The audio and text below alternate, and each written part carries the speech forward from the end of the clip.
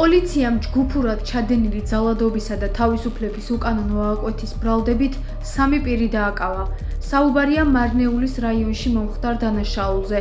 შინაგან საქმეთა სამინისტროს ქვემო ქართლის პოლიციის დეპარტამენტის მარნეულის რაიონული სამმართველოს თანამშრომლებმა ცხელ კვალზე ჩატარებული ოპერატიული ღონისძიებებისა და საგამოძიებო მოქმედებების შედეგად 2002 წელს დაბადებული გმ, 2002 წელს დაბადებული სბ და 1994 წელს დაბადებული ეტ ჯგუფურად ჩადენილი ძალადობისა და თავისუფლების უკანონო აღკვეთის ბრალდებით დააკავეს.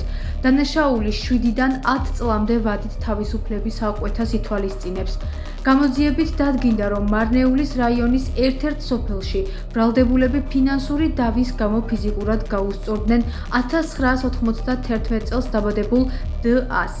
ძალის გამოყენებით ჩასვეს ავტომანქანის საბარგულში, უკანონო დაღუკვეთეს თავისუფლება და ერთ-ერთი მდინარის მიმართულებით წაიყვანეს, რა დროსაც დ-ამ შეძლო საბარგულის გახსნა და გაქცევა.